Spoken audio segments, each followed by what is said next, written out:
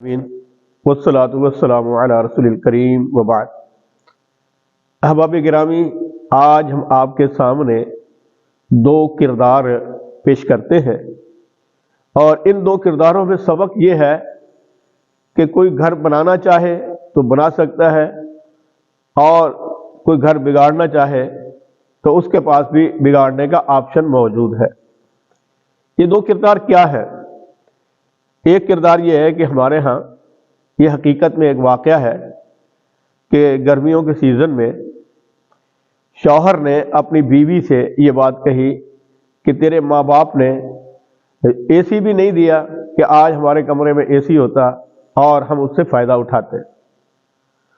اس خاتون نے اپنے گھر جا کر اپنی والدہ سے یہ بات کہی کہ میرے شوہر یہ بات کہہ رہے تھے۔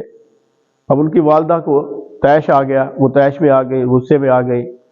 انہوں نے اس کے بارے میں جو زبان پر آیا کہہ دیا، حتیٰ کہ جب وہ شوہر اپنی بیوی کو لینے آئے تو انہوں نے اس کو بھی جلی کٹھی سنا دی کہ ہم نے اتنا کچھ دیا ہے، یہ اے سی بھی ہم آپ کو دے دیں گے، لیکن تو نے یہ بات کیوں کہی ہے؟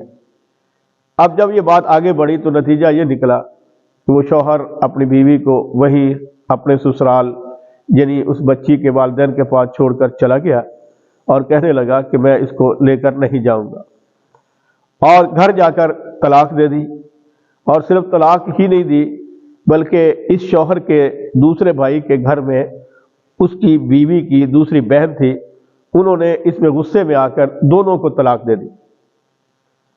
ایک کردار یہ ہے، اور دوسرا کردار یہ ہے کہ وہ ہمارے بھائی ہے، وہ خود بیان کرتے ہیں کہ جب میں نے اپنی بیٹی کو بیاہا تو بعد میں کسی موقع پر بیٹی نے یہ شکایت کی کہ مجھے انکل یعنی اپنے سسر کا نام لیا کہ وہ کبھی کبھار جو ہے نا ایسی باتیں کرتے ہیں اور مجھے ڈانٹ دیتے ہیں۔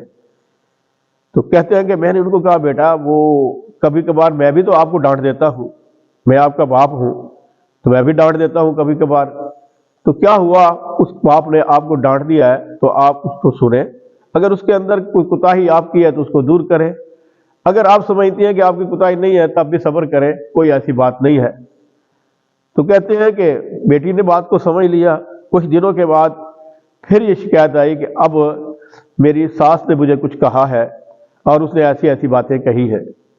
تو میں نے بیٹی کو پھر سمجھایا کہ بیٹا کوئی بات نہیں ہے، تمہاری اماں بھی تو تمہیں کبھی کبھار ڈانٹ لیتی ہے، لہٰذا اگر اس نے بھی ڈانٹ لیا ہے تو اس ڈانٹ میں اگر آپ کی کوئی کوتاہی اور غلطی ہے تو اس کو دور کریں، یہ آپ کے لیے فائدے میں ہے۔ اور اگر آپ سمجھتی ہیں کہ اس کے اندر کوئی کمی کوتاہی نہیں ہے، صرف زیادتی کے طور پر آپ کو ڈانٹا گیا ہے، تو آپ پھر بھی صبر کریں۔ تو آج وہ گھر بڑا ہی خوبصورت طریقے سے بس رہا ہے اور اس گھر میں خیر ہے۔ تو میرے بھائیوں، اس میں دانائی اور حکمت، الفاظ کا چناؤ، تعلیم و تربیت ماں باپ کے لیے بھی ہے، اور اسی طرح اس میں شوہر کے لیے بھی جو اس کا کردار بنتا ہے کہ اس نے اپنا گھر اجاڑ لیا۔